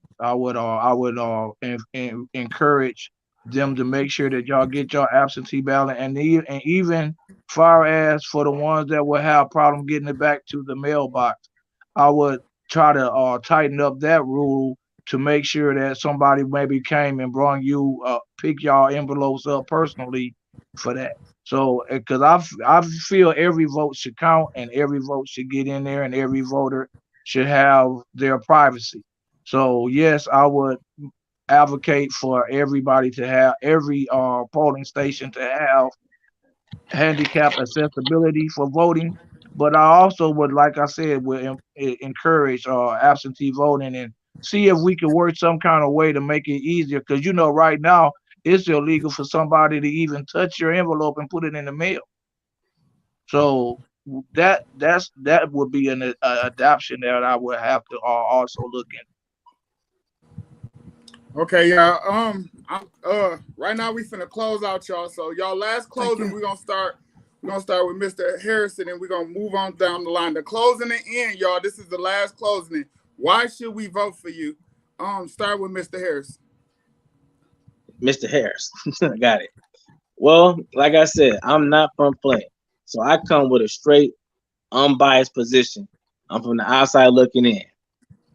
Like 24 years in the military, I work with everybody from different walks of life, from the highs to the lows and everything in between. So I come with a different perspective on what we can do and work together with everybody across the board. Two, because I come with that perspective of being a straight leadership and being a leader, I'm bringing all them skills, that attributes that I have gained in 24 years to the table to help better this city and better the communities around the city of Flint to make it better. Not just for myself, but personal lives is better, and address the issues that are forthcoming on an everyday basis to the people of Flint. I don't want to spend my time sitting in Lansing all day because I'm not a paper pusher type person. I'm a boots on ground type of leader. I like to be out there with the people. I like to let them see my face, let them see me doing the work I promised I said I would do. One thing I would ask the people to do, no matter what, always hold me accountable. I want you to always call me out. If you think I'm not doing my job or I didn't do enough, hold me accountable, because that's only going to inspire me and make me want to do it even more. And if you feel like I ain't did enough, no problem. I got no problem. You can light a fire in my ass, put a boot in my ass, shit fire, save matches. I will go out there and do what I have to do to get the job done. It ain't going to be pretty. It ain't going to be ugly, but the job will get done one way or another. And when I give you my word, I give you my word. That's just what it's going to be. Come rain, sleet, snow, I'm going to have that money. We're going to get the job done. And this city will be better for it, no matter what route we got to do. And that's my word to the people of Flint. Okay, I respect that. He done gave us a devotion right here. Mr. Harris, that's candidate Thomas J. Jr. Harris, y'all. Y'all make sure y'all get out to the polls today. Mr. DeWaun Robertson, the last question to you was, why should we vote for you? Yeah, so yeah, it's DeWaun Robinson. But the thing is, man, I'm from Flint, been in this community working, boots on the ground. I'm boots on the ground all day, every day. But at the same time, man, I come from a nonprofit background. I'm a businessman here in the city, in public policy and public health, man. So as it relates to qualities and qualifications, man, I've been putting in the work for a long time. But nevertheless, man, people know me from what we commit to, and why we saying like now, man, we want a vision. We want somebody that's gonna put in the work, that's gonna be ready, and that's able to do it. Bring dollars and appropriate budgets and create budgets to be able to make sense for the people. And that's what we need in the city, man. We need somebody that's on the ground that people can connect with. It's not hard to find, that they know that they can connect to be able to get what they need to get to be serviced. And that's what people want, man. At the end of the day, man, we supposed to be representing for the people. In this job, you a state representative, you supposed to represent. So at the state level, we need to make sure them folks in Lansing understand and respect Flint. And the only way that, they're going to respect Flint is a respectable member up in Lansing. So we have to make sure that we have that type of leverage on them. But at the same time, we got to be locked in with each other. We are unified here in this community, and working with our mayor, we need to change the mayor here in the city, because it's going to be imperative that we have a state representative that works with the mayor, that works with city council. Now, that's the lineup right now that we got, and that's the lineup that we're going to need to be able to move those dollars. We got dollars in the city that we're not even using. And we all have these problems and issues. We talk about plight, we talk about blight, we talk about crime, we talk about the youth out here acting up, we talk about our school system is down bad. Like, we know the issues, we know the problems. But what have we been working on? You gotta be honest with yourself. Have we, anybody in this room, are we working on these issues together? Are we sitting up here? Have we been working on these in the past? And to be honest with you, I've been working on those issues from the water crisis. When you talk about public policy, when you're talking about youth programs, we have these programs in the schools. When you talk about us as, advocates and advocating for us on the front lines, and we're just trying to represent.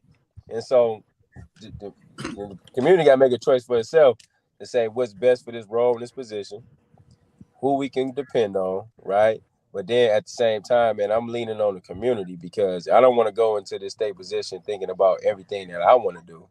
Because at the end of the day, it's about what plan we put together as one. It's a collective goals, a collective ideas, and my job is to get it done. So I want you to evaluate me on whatever you deem necessary. We identified 3 goals that we take to Lansing. Let's be serious about those goals. Let's get it done. And then you can say, hey, either you did right or you did wrong. And if I ain't working on your behalf, then I will happily step down. So I'm just asking for opportunity to serve for the community and do what's necessary to bring this community back. Okay, Mr. Robinson, y'all, we have an innovative thinker right here and a worker. He said he working. So that was Mr. DeWaun Robinson, y'all. So y'all get down there. If y'all, the candidates is here, y'all. Y'all see him face to face and y'all giving the reasons. Now we got Mr. Jones. Mr. Richard Jones, tell us why we should vote for you. No more missed opportunities when it comes to the city of Flint. We have Eric Mays that had been brought up, that bottled water company that Mr. Robinson talked about earlier. Being blessed with common sense. When I say that, I knew that a casino would have served the city of Flint much better, and I was in high school then, than Outer World. And look how well the casinos are doing around Michigan, and Flint could have been the first one to have one of those. So no more missed opportunity. And this better late than never that I'm saying about this Buick City project. We should have been had that land ready, and it should have never been this long for it to be operational, bringing in much needed income to the city of Flint. There's similarities in my conversation as far as the things that I want to do for the city of Flint and Karen Weaver, who is currently running for mayor. We both are agreeing that we need to bring housing in here, that we need economics. So I have no problem seeing me having a great working relationship with her. And then of course, Councilman President Eric Mays, I can call him, and if he don't answer, he is going to call me back. And I've been listening to him ever since I was a teenager and hanging around him.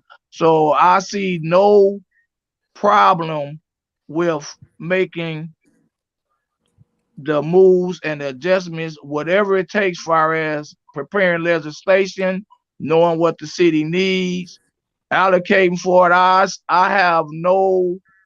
see no problems with that. And then even with our current mayor right now, he has been, he's a piece of work. I'm not gonna lie, he's a piece of work.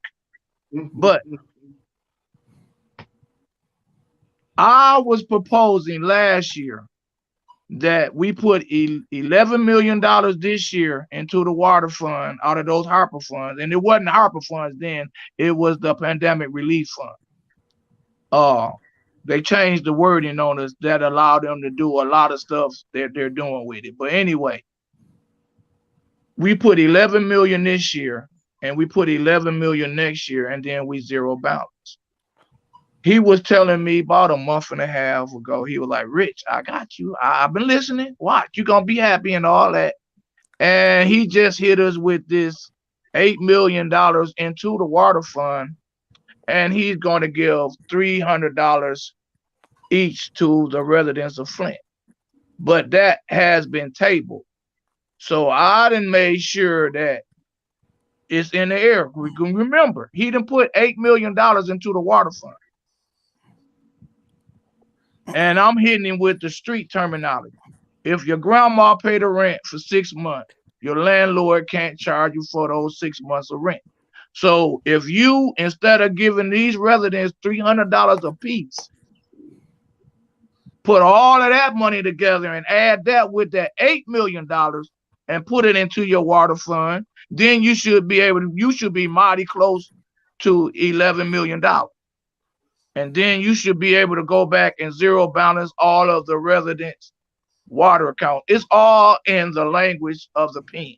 You can write something up to where you can give people a $300 water credit, or you can write something up to where you can zero balance their water account. So now that we're getting somewhere, we got to engage in this conversation again and make sure that happens. Oh, okay, Mr. Jones. We thank you. We gonna take a look at all these candidates on the panel, y'all. All these candidates are good candidates that's running for the state seat. So here's your vote for the candidacy. To everybody that came to join us today, we thank y'all. We thank y'all, the whole city of Flint, y'all. We thank y'all for y'all coming out and showing y'all support. We hope y'all get out to the polls to vote. LPZ, Terrence O, Grundy, E, y'all got anything to say, man, before we wrap this thing up? Yeah, I got something to say. I want to thank everybody that come on here, the candidates and my panel. This big for the city of Flint, man. We got to advocate change, man. Just face it, man. I'm just gonna say it, man. I say what the fuck I want to say on Flint After Dark. You gotta get the Neelys out of there, man. May the best man win. There's no bias, no hate my way. I wish all y'all the best of luck. Come Tuesday morning. Let's get it in, man. Don't disappoint the people. Do what y'all say y'all gonna do. And don't disappoint the people, man. You know what I'm saying? The hood gotta say the hood, man. You know what I'm saying? See, that's all I gotta say, right? When we close out, y'all welcome to stay. I'm gonna play that but y'all can get off. I'm gonna play that that shit Sister Neely did in the congressional hearing, man, where she sounded like she's reading right off a cue card. She could barely read. I'm gonna play that on the way out. So I just want the people to see who they got, you know what I mean, who they got up there right now. And that's all I gotta say, man. Thank all y'all, man. Go ahead, LPG. Go ahead, LPG. Tell us something, LPG. Yo, I just want to do a collective of what we talked about, because, man, the body cam issue, that is something that we really need to do. You know, if you're going to fund the police department, fund IAB. Internal Affairs, fund they ass. That's where you get the money to. You know what I'm saying? And then as far as education goes, like I say, upgrade the technology, come up with new ways to teach people, and that'll give us more money for grants to build schools and stuff like that. And I said it, you need a channel that comes on that reads you your rights. You need to know what the laws is of the land. And there should be one that comes on in every city, every state. We got 1 billion channels. You know what I'm saying? And not one of them motherfuckers teach me anything. You know what I'm saying? Put it in your wallet. You know what I'm saying? But I'm saying, you know, Hey, laws change so much. You might have it in your wallet, pull it out. They're like, nah, that's last month, bro. That's You know what I'm saying? It's outdated. This is America we talking about. I would just read. I read that Constitution back to back all the time, man. That's got to. You you got gotta to, do man. refreshment courses you on that just gotta shit. look at. You gotta think of the mindset that they was in back in 1774, man. That wasn't it. We a long way from that, right? So Yeah, when we talk about right legislation, Nah, none of that down, shit was meant creating for us, bills, man. we got to be on that point right now, man. That's where we at. We got to write laws on it. Yeah, and so We got to what I change would those like to slave say, mentality laws. Those are slavery laws. Yeah, it's slavery it is laws. up. You're right. Those It are is slavery us. laws, and they got to be changed. That's a fact. Yep, it's up to us to read to Everybody change went the about that narrative. Constitution. Yeah, Hey, but it's a duty of ours to to be change the honest, if narrative. you're gonna make change, that's what you got to do. That's just The like laws that got to master be plan. That's changed. just like that master plan they got downtown right now, man. That ain't our plan. Hey, y'all, all my members, y'all, gang, y'all already know it's already won, y'all. Thanks for the love, y'all, the support. I got to get up out of here, y'all. Y'all make sure y'all catch me on Monday through Friday, y'all, on my live, my little live. I'm gonna blow up one day, y'all. Y'all be with me, y'all. Members support, gang. We got some stuff going on tomorrow. DeWaun got something going on, and I got something going on. Hey, man, I thank y'all, man. Hey, man, the hood gotta say the hood, man. We gonna make the hood great again. Stop falling for the banana and tailpipe, smoking mirrors bullshit, man. We out of here, man. Peace. I got something. Hey, Terrence. You got something to say? Go ahead, Yes. brother. Thanks for everyone that was here, and thanks, Terrence, for bringing me into this panel. Oh yeah, we go way back, E. We go way back. Yes, we do. Thanks, George, for connecting us again. Yep. A lot of my questions, as you could see, were pertaining to people with disabilities. But this type of opportunity to ask candidates is very rare for a person with a disability. A lot of times we are very underrepresented. I mean, we just celebrated this past Tuesday 32 years of the ADA when it was signed, when we got our independence. When I woke up that morning, I thought, well, the news is going to be having a party, a celebration of people with disabilities. I didn't see that. I thought when I went to Google, it was going to have the Google search bar, ADA. It had steel drums. I thought the governor would say something. I thought the mayor would say something. And it wasn't. And it was totally disappointing. But I still celebrated because that's what it was. It's an achievement of independence of 32 years. But this is how it is. We don't usually have this opportunity to be able to ask these questions. So that's why my questions were very, pertaining to people with disabilities, because this type of opportunity is very rare. So I appreciate it. Hey man, we got your back, E. We got your back, E. You got something to say, George? Just real quick, when you're talking about people with disabilities that fall under the category of Eric and folks like me, you're speaking about, in specific, approximately 2,000 voters. Now, when you're talking about veterans itself within the Flint community, you got 500,000 veterans in Michigan, 27,000 veterans in Genesee County, and about 4,000 of those veterans are in the city of Flint. So you're talking about voters. So when you're speaking on the people that deal with disabilities and veterans themselves, you're talking about approximately 6,000 to 10,000 voters that are actually listening to you all and trying to see exactly where your heads are with our lives that we put in your hands. So I just hope that weighs on not just you all, but the current administration that is going to listen to this, and those people that are going to try to say that we don't count, because we do. And Eric, that's why he's here, because he counts. Thank you. Hey man, we got your back, E. We got your back, man. Hey man, once again, I appreciate y'all, man. Hey, Mr. Harris got one. Mr. Harris got one question. Okay, go ahead, Mr. Harris. To Mr. Rich, what was the thing you told me about tomorrow that you invited me to? Yes, I'm doing a No More Tears concert at Ballinger Park at 6 o'clock, and it's just geared up to bring everybody in, and the mental health issue will be addressed there, because I have communicated with Michigan Mental Health and DHS and everything, and I have a good liaison that's working with me. She kicked in kind of late, but it's better late than never. And this is just the first concert, and I will be getting in touch with you. And And because it's a political season and I am running for office, a lot of support is going to come later. And because I put an S at the end of that, and Mr. Terrence Sales, we got something set up to where we're going to be doing one. In September the 10th, I have another one set up at the McCree Theater. So this is just starting, Mr. Harris. Trust me, this is just starting, and we finna reach out to these people because I've been talking to grandmas who's raising all their grandkids because the father got killed in the city of Flint and the mother is locked up, and I just got a whole bunch of horror stories, and we're trying to end the horror stories and stop people from getting those middle of the call in the middle of the night that is life changing. And it's going to get bigger because the community first, they just contact me. I'm cool with Man Up. Me and DeWaun, I always support his Black Lives Matter events and stuff. So it's gonna get bigger. So just trust me. We'll be there tomorrow at 6 o'clock. And it's a new line of music that we need to push. It's a fight in our music as far as trying to poison the minds of our kids. Just go with a live band.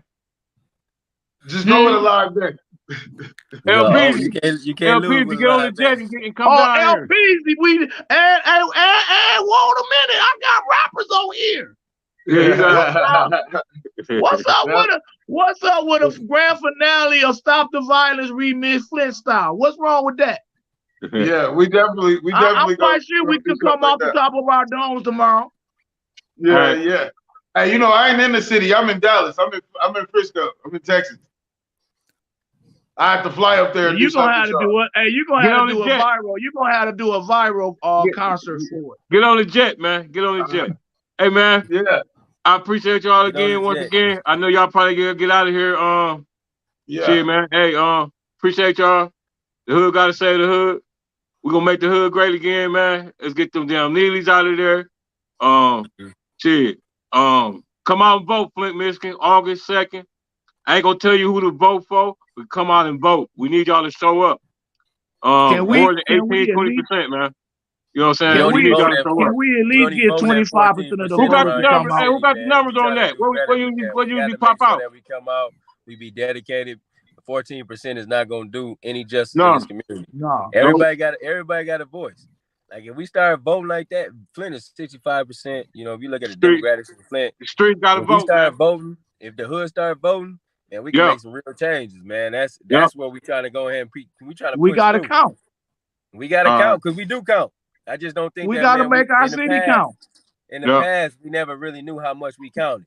But I know, man, I had a good conversation, man. Appreciate you, T, man, for inviting me to the combo, man. I had a good dialogue. I always had good dialogue with you brothers anyway, man. So, man, we're going to keep rocking even at this election. Once the business done, man, we're going to keep moving forward, getting to it from the media, from business to doing events.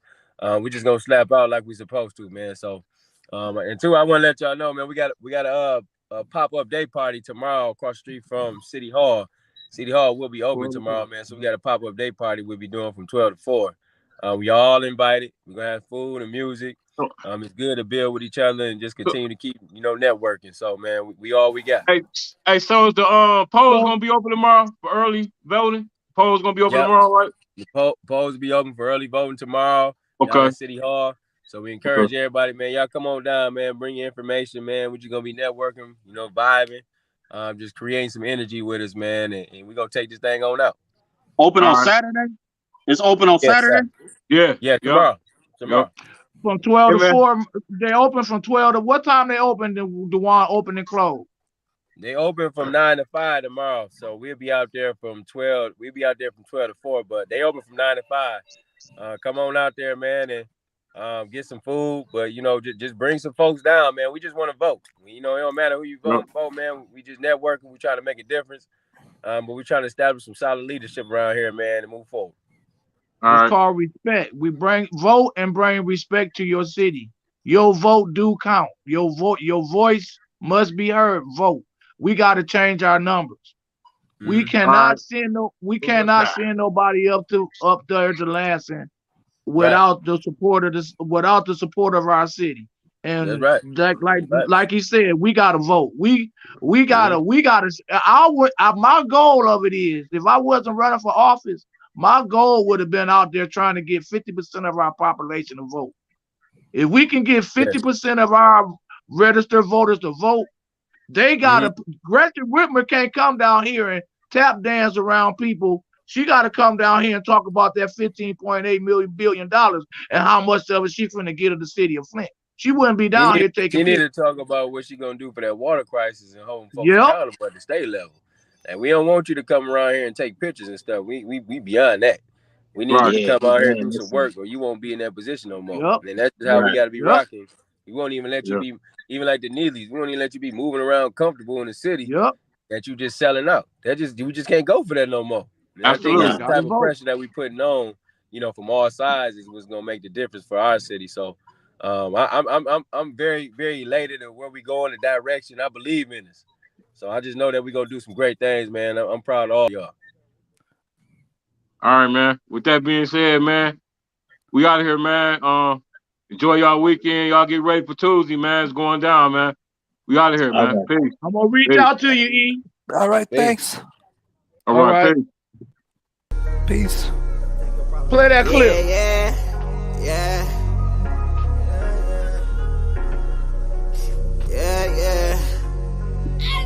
Thinking to myself, like, what the fuck is going on?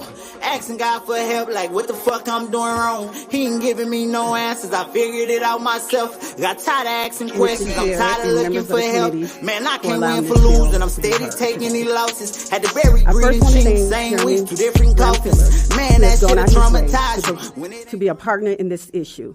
Not only did he open up his mind and open up his heart, he has been a pillar of wisdom as we crafted these bills.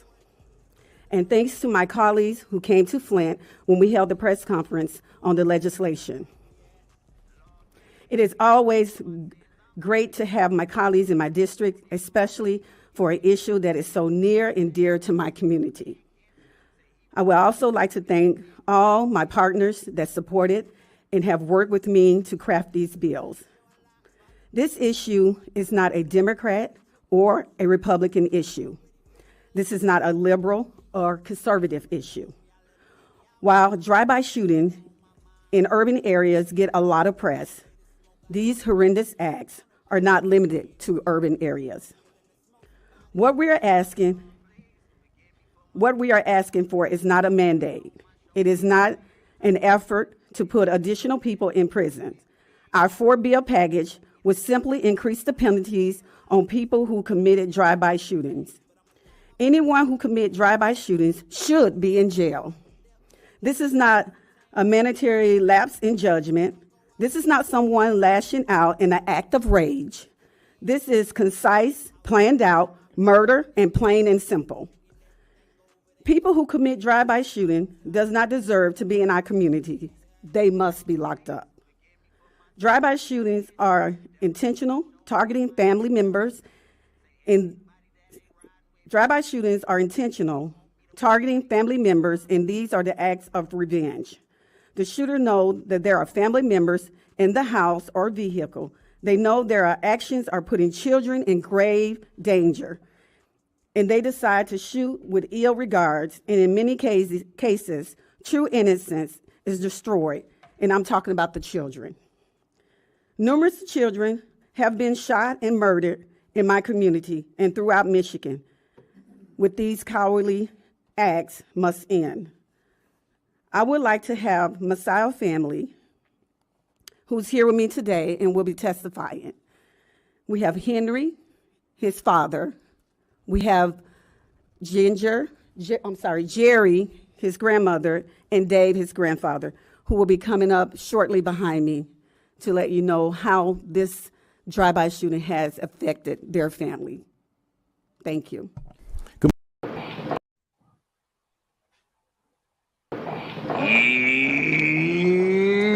Dummy. You big dummy. You big dummy. You big dummy. You big cold-blooded dummy. You big dummy, see what you did? Oh, no, you big dummy. Oh, no, you big dummy. You dummy.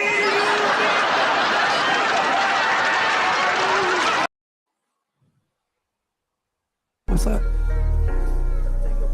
Yeah.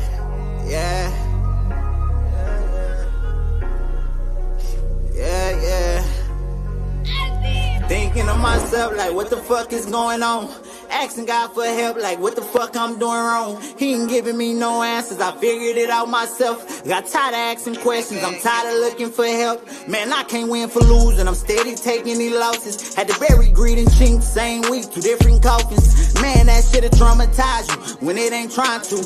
Everybody shedding tears, you trying not to cry too. They say they feel my pain, but they don't know how much I'm hurting. Mama told me pray, it usually help, but it ain't working. Just the numbness pain, I'm popping Perkins by the 30. You're now rocking with Terrence Sale on Flint's #1 online podcast, Flint After Dark. We speak for the streets. It's your boy, Terrence Sales, a.k.a.